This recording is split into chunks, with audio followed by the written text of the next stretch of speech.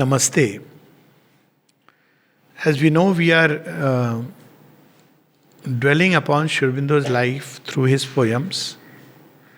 And the reason is that when we look at life from the outer events and circumstances, then it doesn't give us the inner state in which the action was going on. We just see the field.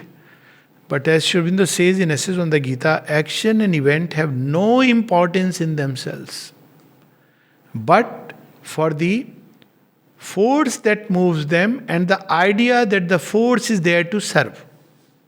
So, behind the action and event, there is the idea force. That has to be understood. Otherwise, if you try to control only the outer action, whether it be terrorism, whether it be all kinds of different things, you can control any number of people you can pick up, incarcerate or kill. But if the idea is alive and that force continues to be active and operative, you cannot finish it. You can bring it to a point where it is simmering, but it will come back again. That's why the mother and Sri Aurobindo speak about transformation. So, if we look at Sri Aurobindo's life, if we really want to understand it, we have to enter into that state.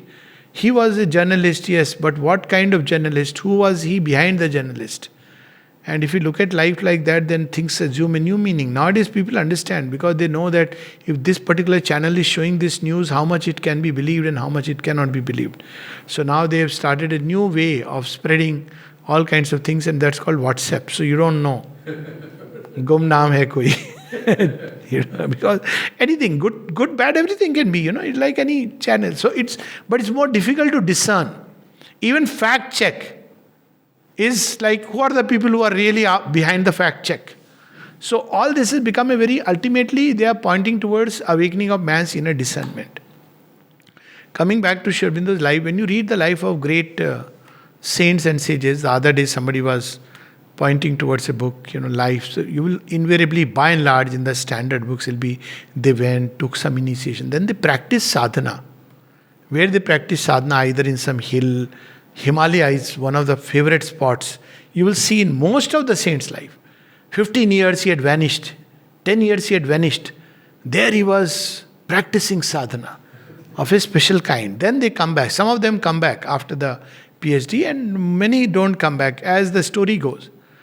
Now, in Sri Aurobindo's life, which is a living example for us, there is no mention of any Himalaya. The first time the Himalayan, in his writings and Kalidas here, the Himalaya, Ganges are there by the shore of the Ganges. So symbolic. Sri Aurobindo doesn't go to Himalaya. He is at the place where the Ganges meets the sea. So I look at it as a symbol there, and there is a poem we have read also to the Ganges. Because he has brought down the purifying, transforming Ganges and sea into the whole ocean of humanity. He is distributing it. So his post is not in the Himalayas. He has renounced the Himalayas and come where the Ganges passes into the southern sea. That's how he wrote in his poem Envoy. Now, one of the many things about Sri Aurobindo's life are a living example for us to follow, and one of them is this, that we do not need to leave life. Mother says that, we do not need to abandon life to find God. He is everywhere, and if we do not find Him, it's because we do not take the care to find Him. As simple as that. He is everywhere. We don't have to abandon life, this mother's words, to find God. And this is best exemplified in the life of Sri Aurobindo and the mother. So in Sri Aurobindo's life, we have seen how while in the midst of life, in the midst of everything, he experiences nirvana within 3 days. What was the power that made him experience nirvana? The mother and Sri Aurobindo has emphasized on that one quality most missing is sincerity. And if somebody says, I am sincere, that means the most insincere fellow on earth is here. One can never say one is sincere enough.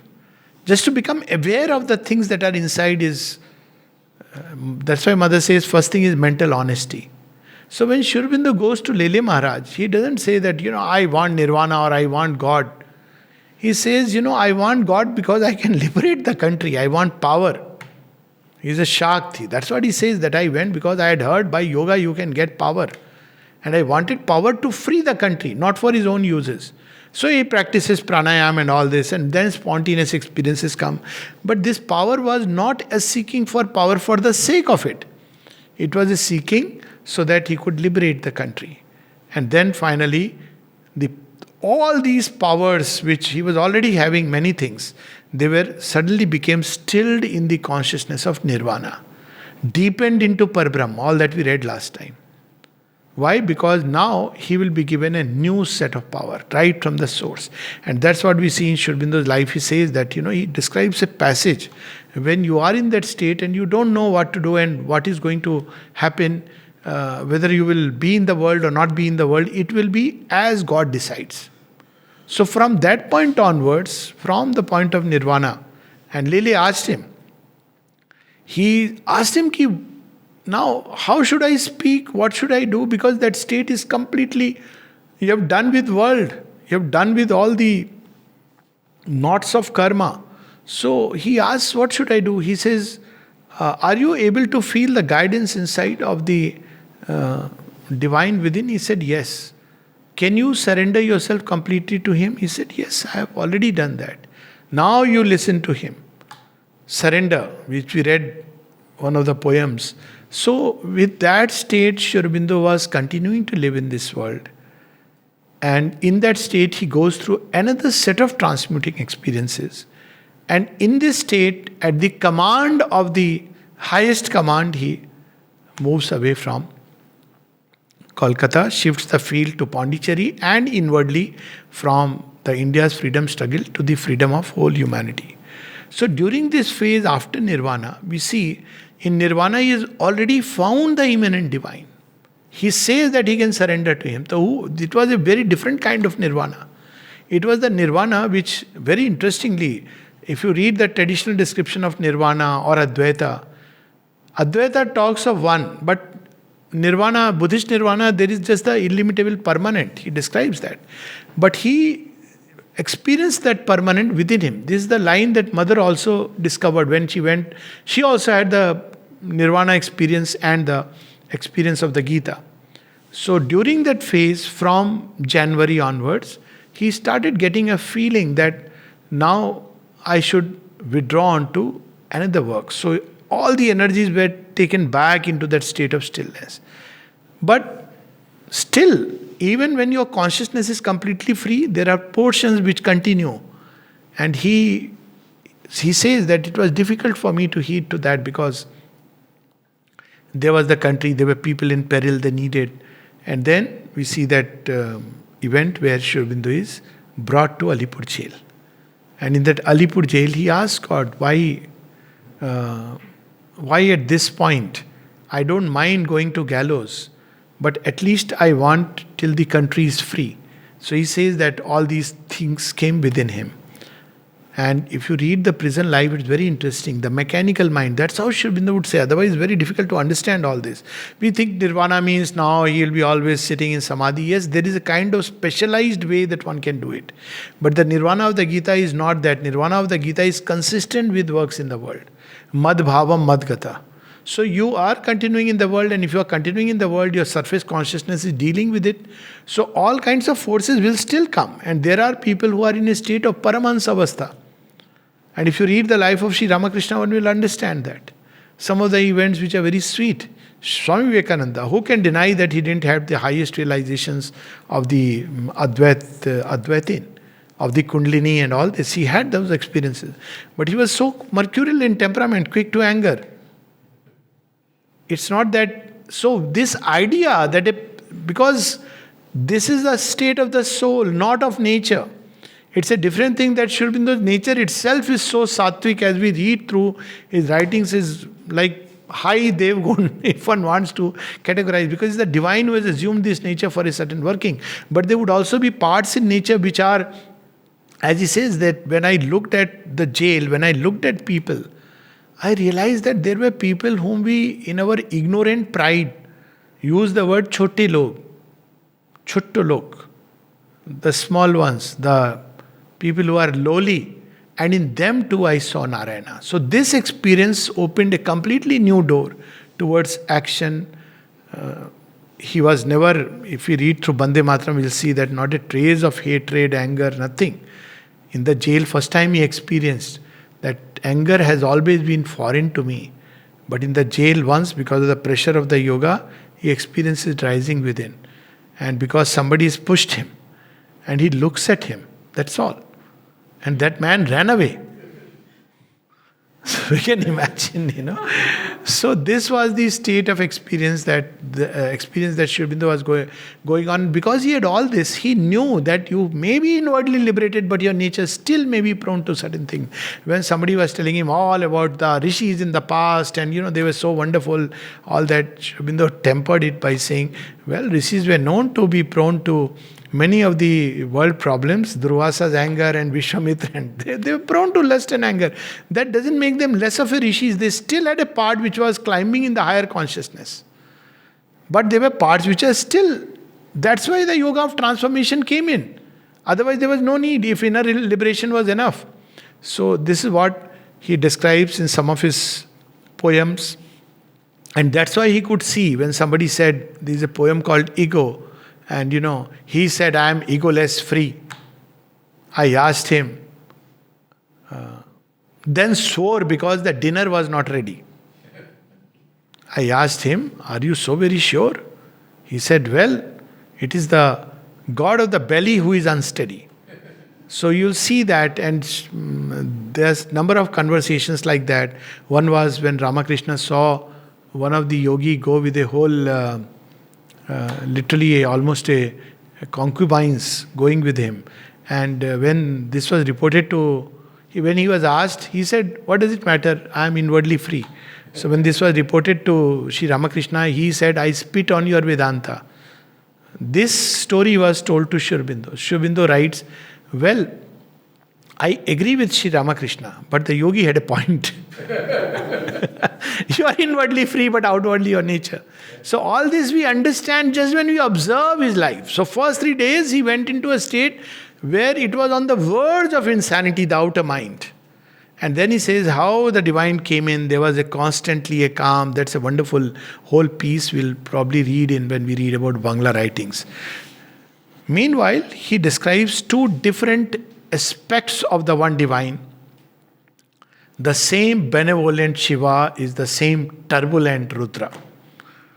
And that is there in one of his beautiful poems. This we won't read full. It's called Epiphany, where he has a grand vision of Shiva. There are a number of poems on Shiva. The Shiva aspect of Sri Aurobindo is not well known.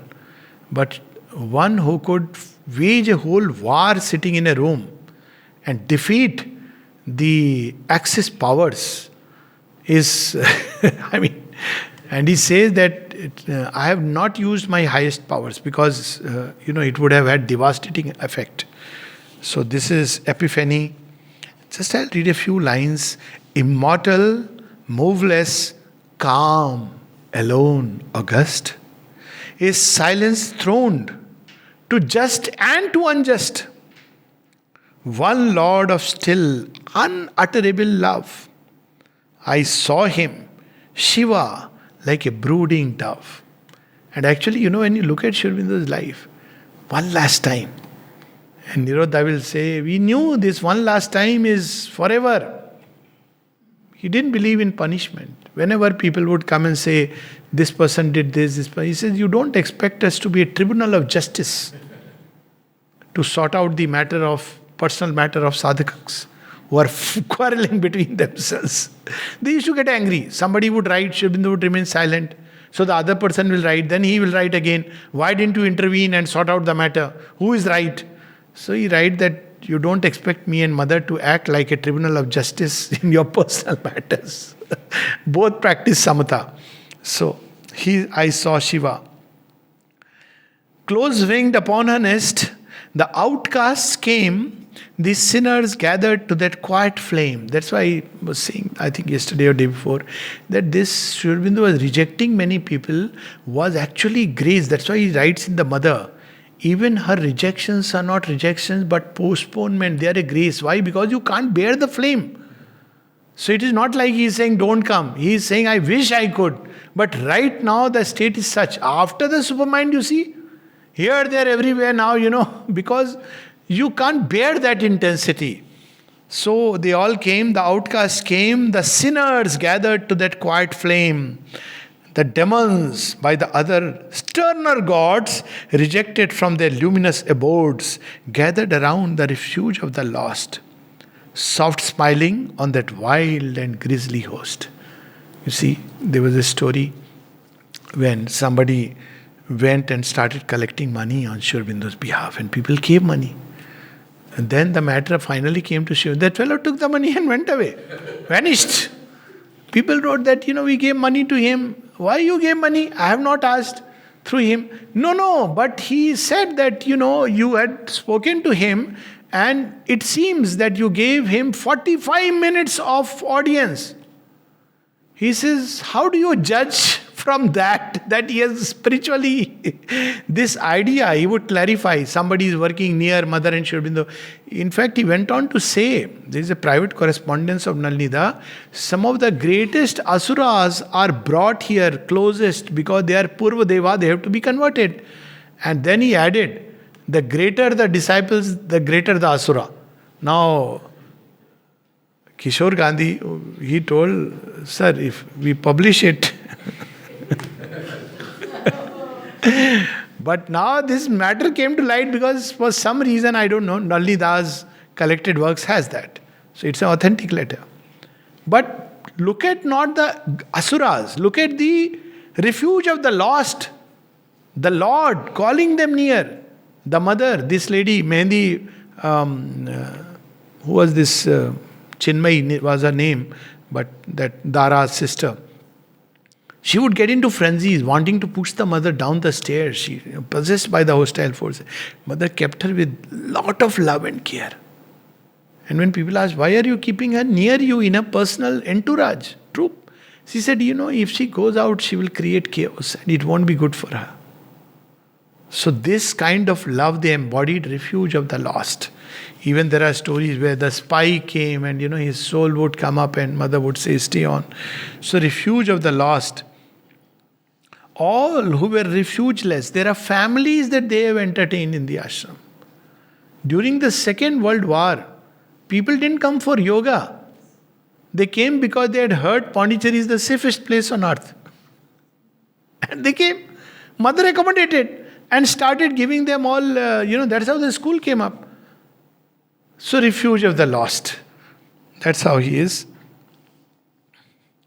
All who are refugeless, wretched, unloved, the wicked and the good together moved naturally to him, the shelterer sweet, and found their heaven at their master's feet.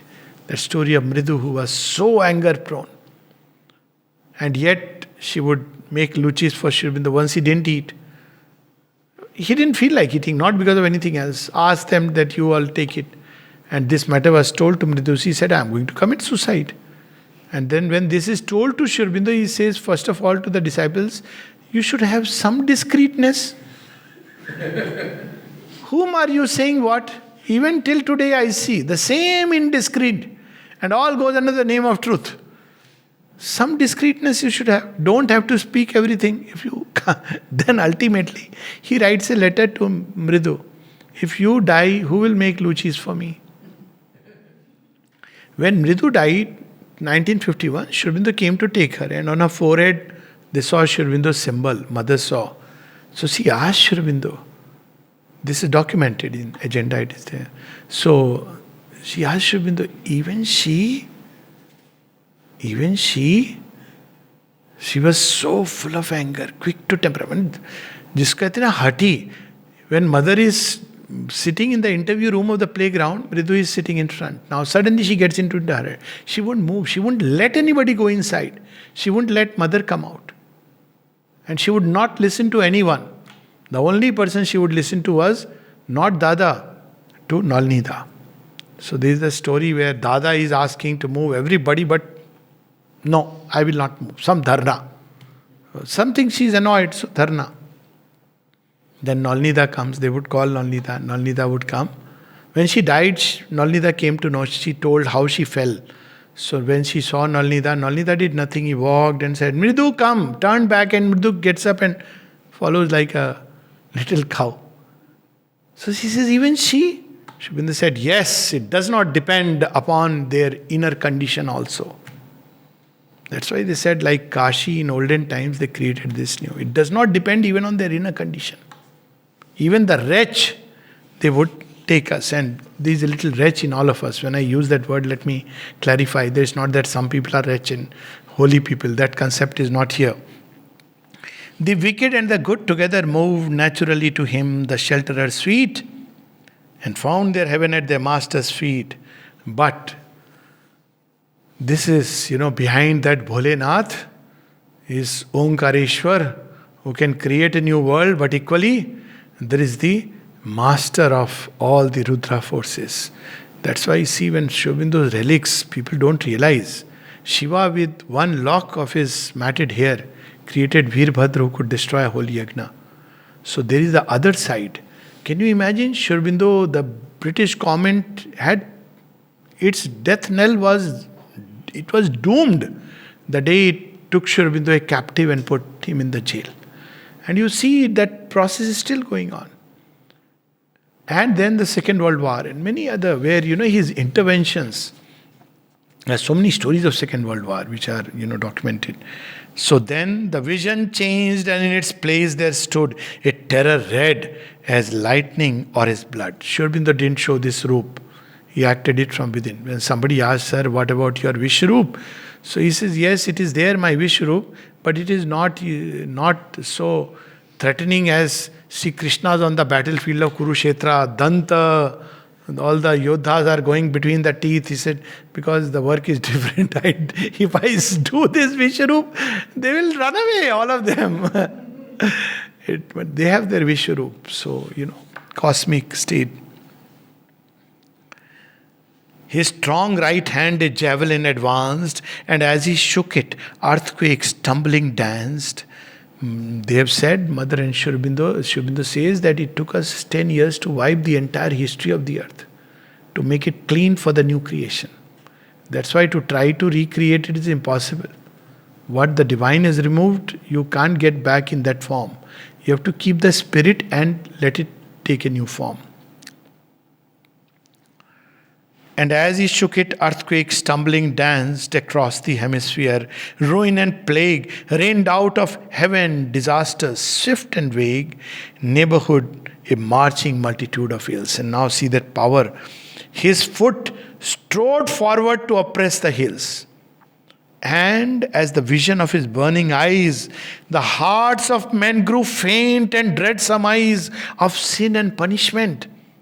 Their cry was loud, O master of the storm wind and the cloud, spare, Rudra, spare, show us that other form, auspicious, not incarnate wrath and storm. Now see what he is doing, he is setting a balance right. Krishna and Shiva are a single God. With Krishna they know, one side there is this terrible Kali Roop, where he says, Kalosmi Bhava. On the other side, the benevolent Roop, and Arjuna says, show me that other form, no? Please don't. I am also feeling frightened. What will I fight? You are frightening me with this vision. So he assumes that. So here he is doing it with Shiva. Nowhere else I have found this description. We know Rudra and we know Shiva. But this kind of fusion where he says, the God of force, the God of love are one. Not least he loves, whom most he smites. What a wonderful line to remember. Not least he loves, whom most he smites alone, who towers above fear and plays with grief, defeat and death inherits full relief from blindness and beholds the single form. Who can see this single form, who rises above all these, death, fear, grief? He can behold the two as one. And what is that form? Love masking terror. Peace supporting storm. We see that in, so many times, this love masking terror, the divine coming in this form. There is a line in the Upanishad that he who makes you abhaya can fill you with tremendous bhaya. In Ramayana it is shown as when Rama walks into the sabha of King Janak, So all the sages are happy, all the ladies, array, this is the perfect man, but he's so tender, such a cutie pie is Rama, so tender, perfect for our Janki. But how is he going to break this Dhanush? The Veer, they say, oh my God, Veeron ka Veer has come. And the demons, they say, my God, he is terrible, he looks like Kala himself. So this aspect of fusion of the two sides, and this is a relevance because in supramental yoga, Sri Aurobindo says that Saumyata and Raudra, they have to come together. So it's not like only one aspect and not the other. So here he describes that the friend of man helps him with life and death until he knows. So he is the friend of man. He gives life, he gives death. Through both he helps. Then, freed from mortal breath, grief, pain, resentment, terror pass away. He feels the joy of the immortal play. He has the silence and the unflinching force. He knows the oneness and the eternal course. He too is Rudra and Thunderer and the fire. He Shiva and the white light. No shadows tire. The strength that rides abroad on time's wide wings. The calm in the heart of all immortal things. There is another poem which I'll read before we go further. And the oneself, I think I have got it here. Yeah. So we have heard about Rudra and Shiva as one. We have also heard about Krishna in his terrible form, Chakrapani and Veena, Murli Manohar, both as one. But what about Krishna and Shiva? You see, if you look into the history of India, there has been constantly this fight between Shaivites and Vaishnavites, both claiming their own superiority. It led to all kinds of even fights. So it's not something which you can just ignore, do away. And how Sri Aurobindo, the great synthesizer, he has synthesized matter and spirit, Vedanta and Tantra, all this he has done, different aspects, but he has also synthesized these two sides of one reality. And this is also an experience. All these are experiences during that period before 1910.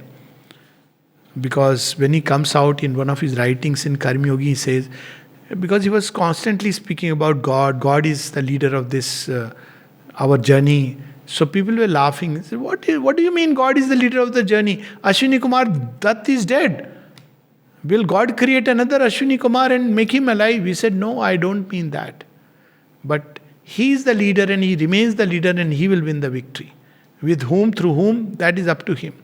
So all through we see after the Alipore jail, Sri Aurobindo speaks about this one self inhabiting all beings.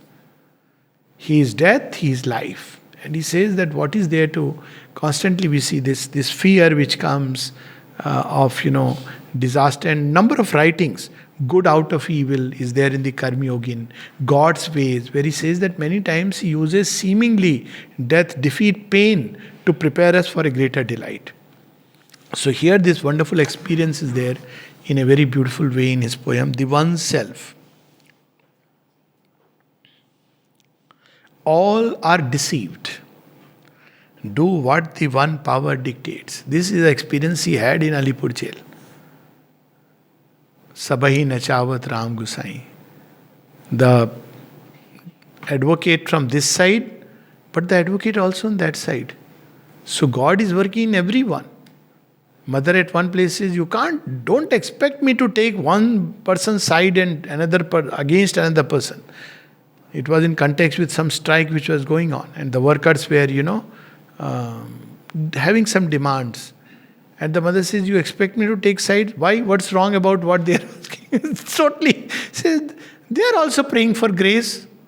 If you read that conversation, you are surprised that, how small we make of her. So all are deceived. Do what the one power dictates. Yet each thinks his own will, his nature moves. The judge is thinking, he is thinking. And the advocate, I am the one who is fighting the case. The other side, I am going to win. All the witnesses, so many lines, everybody thinks that they are the doers. And in that courtroom, Sri Aurobindo is sitting calmly because he is seeing that all one power dictates that they are doing. The hater knows not it is himself he hates. Not for once a word of hatred against the British. Even when he, passes very satirical remarks, it is done with such a finish. I mean, Sri Aurobindo is really noble in the highest ways. For example, in the Alipore jail, they had to use a bucket for passing motions, and which will be inside the cell, by the way. So in the cell you pass the motions, then you cover it with whatever. Now this bucket will be carried next day morning, emptied and then brought back. So he says that they gave us perfect training in toilet because if you went second time you had to bear the stench. So the only way was you have to master yourself. That was the state. And then he adds his touch of humor. He says, it is true that the Westerners like to have attached bathrooms and toilets. But this way they will attach it. Was it too much of a luxury for us? Having an attached toilet is a luxury. But an attached toilet in this way was too much of a luxurious thing for us. Look at, that way. Why? Because all the grief like Neelkant he was absorbing inside. Truly, if you want to see the example of somebody who is beyond grief and suffering, this is the example. A place which could break people. Look how he describes, the hater knows not it is himself he hates. Never hated. The lover knows not it is himself he loves. This is what he gives us as the secret of love. Whom do we love? Our own self in the other person. Something of us we see, and that opens new doors. In all is one being, many bodies bear.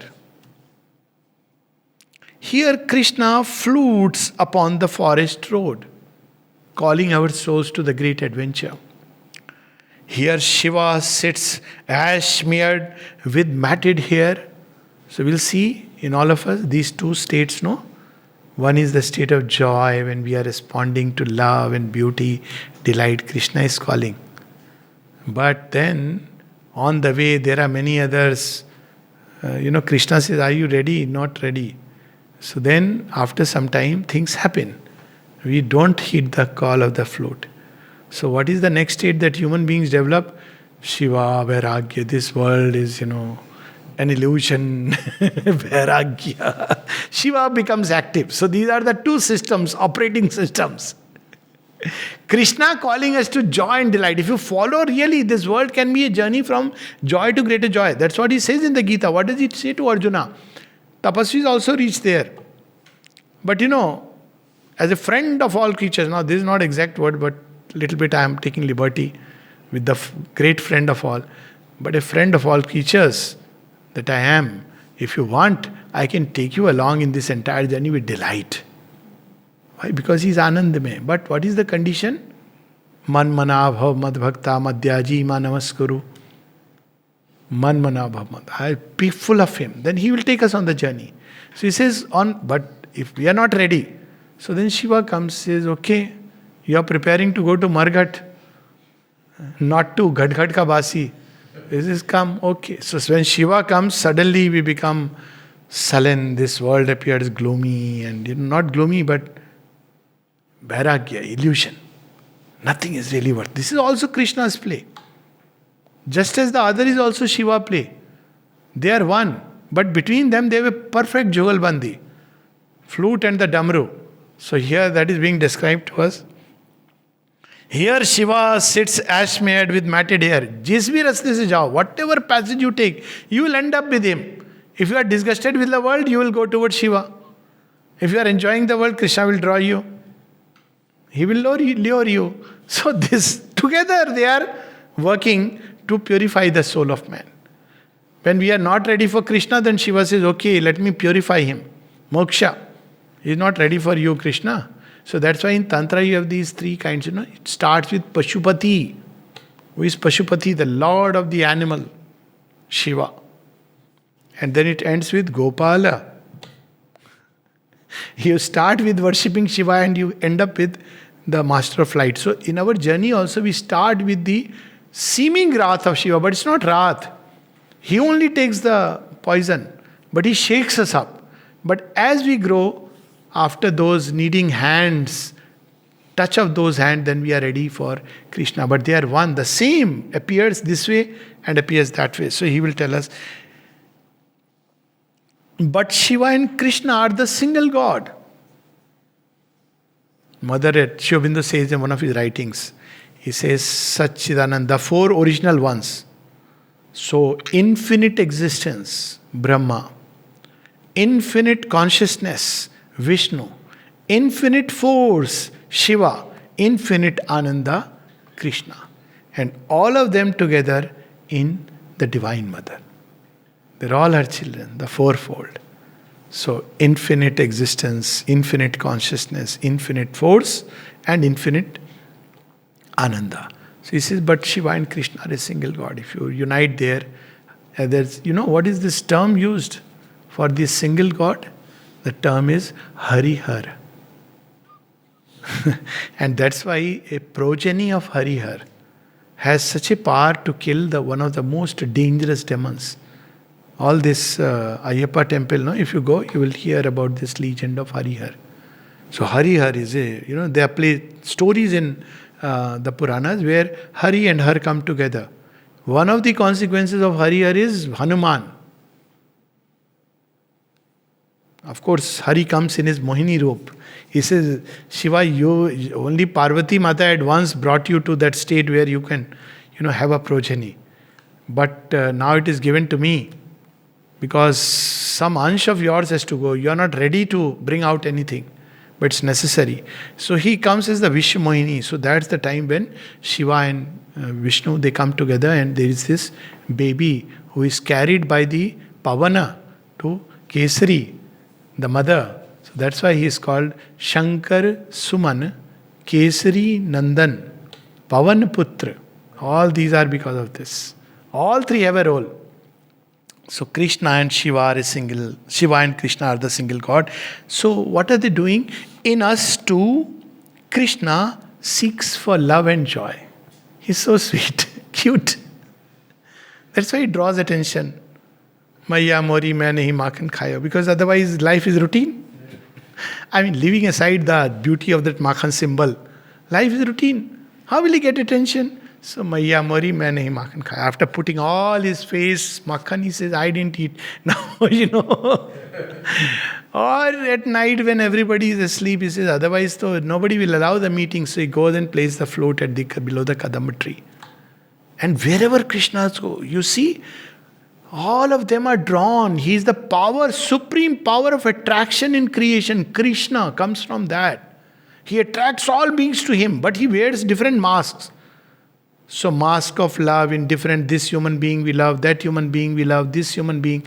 Finally, after loving many human beings in many lives, by the way, don't compress it into one life. But after all that, Krishna says, ready for me? Yes. In us too, Krishna seeks for love and joy. How liberating this is. What about Shiva?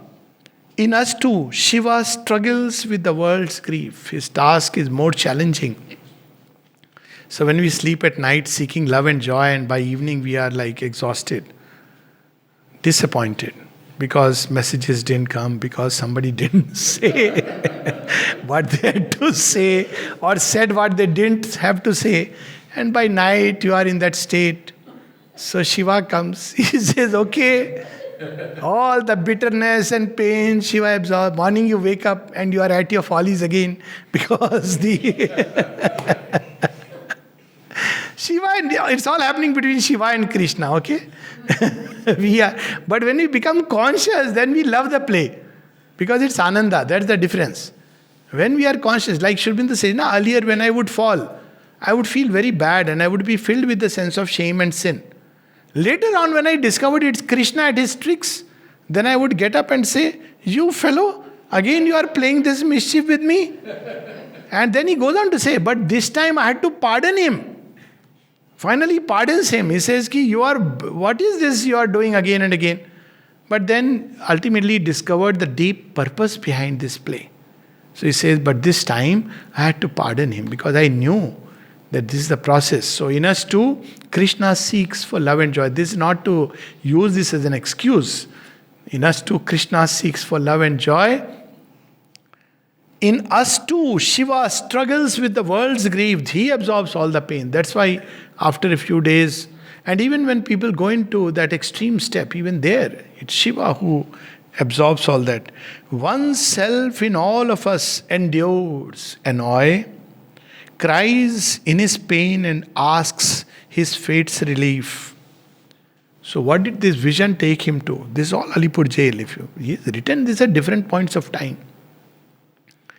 What did Krishna tell him? I am not only in you and your advocate, I am also in your opponent and his advocate.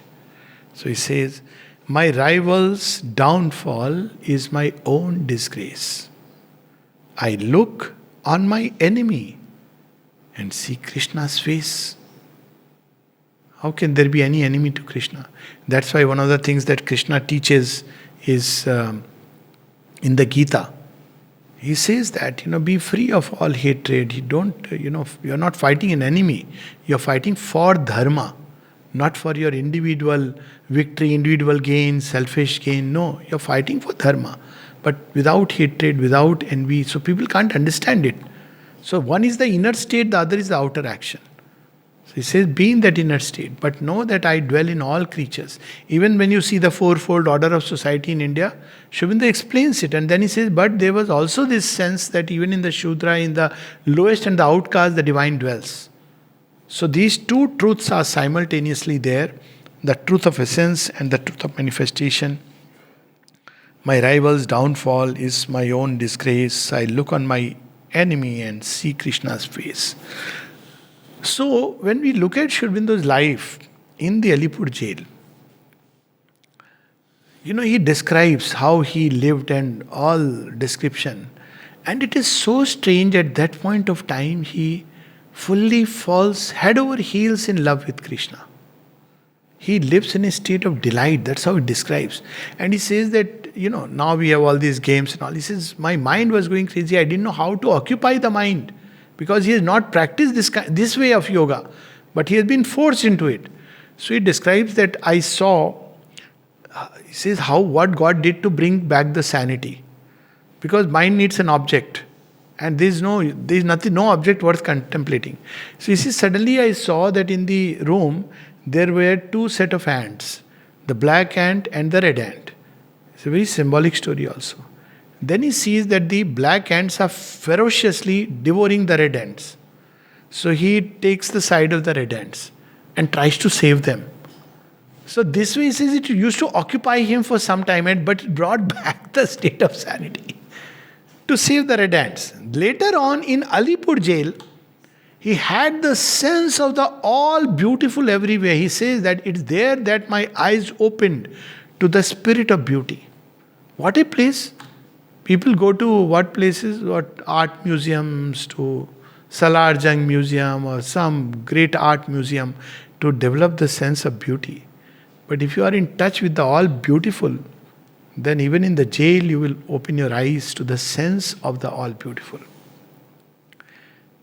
Then there would be no sense of ugliness. He describes that.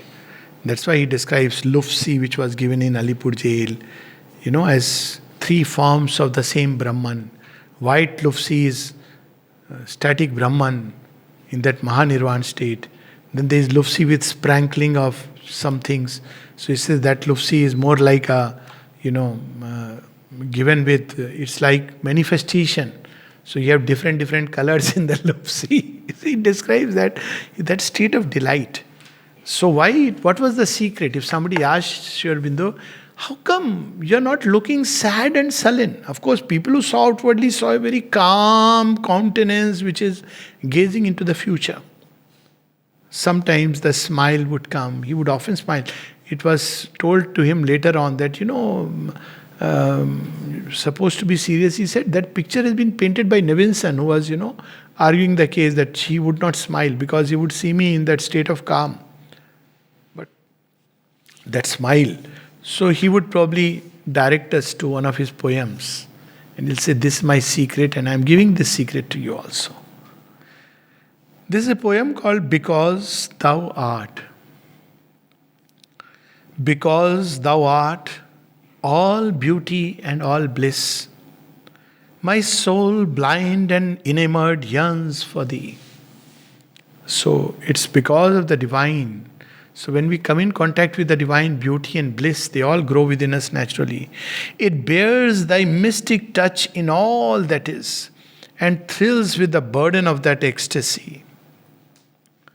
Behind all eyes, I meet thy secret gaze, and in each voice I hear thy magic tune. Just imagine, even the voices are getting transmuted as if it's the flute which is coming from every side. Thy sweetness haunts my heart through nature's ways, all the ways of nature. Sri Krishna is alluring. He takes this aspect, that form, this route, any route he can take through nature's ways, haunts my heart. Nowhere it beats now from thy snare immune. What a beautiful expression. I just can't help it. I am no more immune to your snare. Look at it. Whose is the snare? Krishna has laid a snare around our feet. So the only way that we can get rid of the snare, one is called Shiva, is break the snare and break the whole thing, or you to tie a snare around Krishna's feet. That's how in Ahana we see, I have a snare for him taken. So that snare is to love him. Then he becomes a slave. Several places this bhava comes. He becomes a slave of love. So when he ties a snare around your feet in various ways, tie a snare, say, you be with me. Life is delightful. Then he makes sure that the snare becomes wider, wider, wider. Till the whole world, Vishwamohini, becomes the snare. There also see Narayana. You are there, no? With this form. Then he says, okay, you take the Amrit. This is the Krishna's path. Progressive enlargement and deepening of consciousness. Shiva's path is, call him Jatka. There you go. Freedom you want? Okay, I'll set you free. He's the mighty God. He can do that. Krishna doesn't break the evolutionary chain. So there is Krishna, my rival's downfall. Okay, because thou art. It loves thy body in all living things. Why? Because the Lord dwells. That's why even when somebody leaves the body, we do pranam. It's non-living. It's not about living, non-living. That anyways, that distinction is artificial. Something is always living even in dead matter. But this body, you had dwelt, O Lord, along with the soul. So we do that namaste. Even namaste means that. Namaste means literally, I bow to the divine in you. So it's so beautiful. There's so many things about explaining Nama, Asti, whatever it is, that's a detailed thing. But basically it is I bow to the divine presence in you, that presence inside which is there. So it loves thy body in all living things. Thy joy is there in every leaf and stone. This is the Gita speaks about the three levels at which we experience the divine. So Sharobhav, in the temporary, the transient, the mutable. It is not permanent and transient. But even in mutable, even in transient and temporary, he is hiding. That's why when we go to mountains, we feel so happy. When we look at leaves, sometimes stone, waves, there is joy, stars, because it's... And it is, this happiness continues till you see tigers, lions. Then comes man. The moment you look at man, where are you, Krishna? So that is because, so that also he has found a way to draw to man and then eventually reveals himself. The moments bring thee on their fiery wings. Sight's endless artistry is thou alone. All the different play of colors and forms and states. Time voyages with thee upon its prow, and all the futures passionate hope is thou. That's why he could say what he said, because he had heard it from Krishna. Later on he became one with Krishna and Kabir. That was enough for Sri Aurobindo. After that, there were no more questions, doubts. It's exactly the state where Arjuna says, just tell me what I have to do.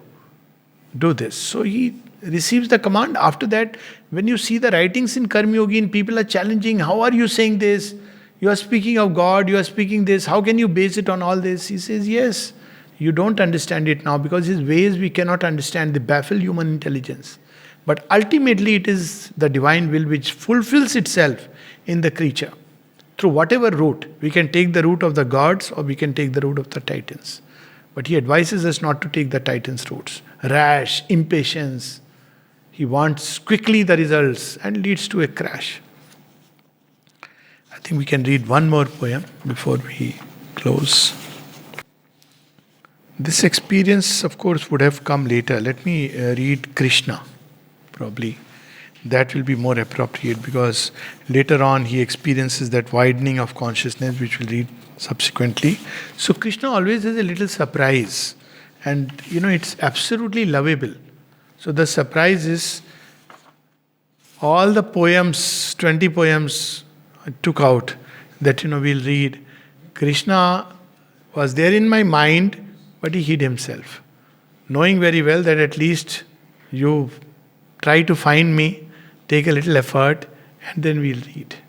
So this poem, there are two Krishnas. One is a sonnet and the other is in critics, different kind of verse. So the sonnet Krishna is, at last I find a meaning of soul's birth into this universe terrible and sweet. So he has experienced both aspects. Sweetness, where the adulation into this universe terrible and sweet. I who have felt the hungry heart of earth, aspiring beyond heaven to Krishna's feet. So he's experienced that acute hunger at every level. He must have experienced physical hunger, emotionally, that loneliness. The mind is absolutely one, it can go crazy in that state. So this hunger is not just the physical hunger. So we often, recently there was this hunger index. Hunger is not just physical, excuse me, there is emotional hunger of which, if you take the real, data, it will show a very different thing. There is intellectual hunger, dissatisfaction in the thought, in the mind, and there is the spiritual hunger. Most do not even experience it. So he says, at last I find a meaning of soul's birth into this universe terrible and sweet. I who have felt the hungry heart of earth, aspiring beyond heaven to Krishna's feet. There are very, very rarest of rare, if you take the history of spiritual life, who had actually such an experience of Krishna. Sometimes passing glimpse, darshan. But this kind of experience of Krishna, later on his identity, but just to look at that, I have seen the beauty of immortal eyes. That's why it is said, and Sri Aurobindo could say this with conviction. There is a phrase in the Gita that all your attractions and allurements to the world finally fall away only when you become a param drishtva. You had the vision of the Supreme. So if you read the commentaries, most of them just, give it an intellectual interpretation because, param drishtva, who can see the Supreme, is nirakar, nirgun. But when you read as is on the Gita, first time he says, yes, only after you have had the vision of God. He doesn't mix up words. In Bangla writings, he says that, how this vision develops. There is a gross drishti, there is a sukshma drishti, and there is a divya drishti. So it is a divya drishti. He says sukshma drishti is where you see sukshma things. He had that when he used to do pranayam, lot of poetry, and sukshma drishti can be not only subtle vision but inwardly. Many such revelatory things come in. But God can be seen only with divya drishti. Otherwise it cannot be seen. Our senses cannot behold Him. And that is granted as a result of a grace. It's an act of grace. So if you really look at it after Arjuna, there have been many bhaktas who are maddened in love. Sometimes they had a glimpse like Mirabai, I remember. Surdas, there is one story where he doesn't have a glimpse, but he feels the touch. And they are great saints and we celebrate them. Indian public especially is conversant with Surdas and Mirabai. It's a pity that we don't know about Sri Aurobindo, who not only saw Sri Krishna, spoke to him, slept in his arms. He says, night after night he would come and I would sleep in his embrace. And we don't know. And what is a greater pity is that we portray Sri Aurobindo as a philosopher, a thinker. I am yet to see this authentic on Sri Aurobindo, the Bhakta, who showed us the way a Bhakta should be. So look at a Bhakta, how he aspires and how he sees the Godhead.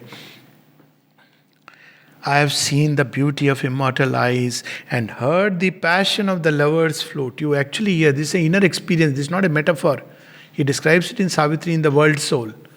And when Niruddha asked him that there is a new yoga, Surat Savad Yoga, and there they go by all this nad and they have these inner sounds, they hear flute, and before that this, that, everything. So he asked your views about it. He said, yes, that's when the inner being opens, you have these experiences. I had plenty of them in the very beginning of yoga. They would say it is the end. Plenty of them in the beginning of yoga. So when he says heard is not a metaphor. He heard the flute.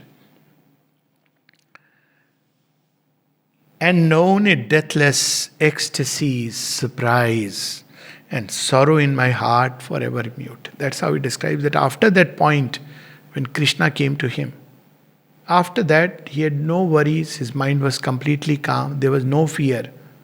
Completely it went away. Sorrow in my heart forever mute. Nearer and nearer now the music draws. So he is experiencing that state of an increasing nearness to the beloved. Life shudders with a strange felicity, experiencing delight, felicity, in a place where you are supposed to experience sorrow and suffering. And then that's how we'll see in the synthesis. Everything that Sri Aurobindo has written, they have experienced it. He says you can completely detach the mind from all your physical conditions and situations. And he says that's an important aspect of the mastery that we are seeking. It's there in Yoga of Knowledge when he speaks about the body and detaching from the body. All nature is a wide, inanimate pause, hoping her lot to touch, to clasp, to be. Where was the pause? People describe it. See, this is the whole thing. When you read the description from outside, and the people have theorized on this, by the way, and I'm not going to name. What did they see? Sri Aurobindo sitting with blank eyes, looking in front. And then they have their own theories. Read here. All nature is a wide, inanimate pause. He was seeing Krishna. He was waiting, when will he come again? Pause, at rest. It is said that during that phase in Alipore jail, such was Sri Aurobindo's state that even bath and everything he had as if forgotten. He had to be taken for it later on. And the state was such that if a bomb were to blast, Sri Aurobindo would be unmoved. Why? Because he is waiting for Krishna and seeing Krishna, all nature. Nature means everything. Physical, vital, mental, has entered into a state of utter stillness. So nirvana is taken further into that utter stillness of nature. But why? Because it's waiting for the Lord to come. All nature is a wide, inanimate pause, hoping her Lord to touch, to clasp, to be. For this one moment lived the ages past. Now, there he is saying, thank God I had all these things in the past. In those past lives also, playing with danger was a way of life. For this one moment lived the ages past. The world now throbs, fulfilled in me at last. Now I know that world is safe because it is in Krishna's arms. Namaste.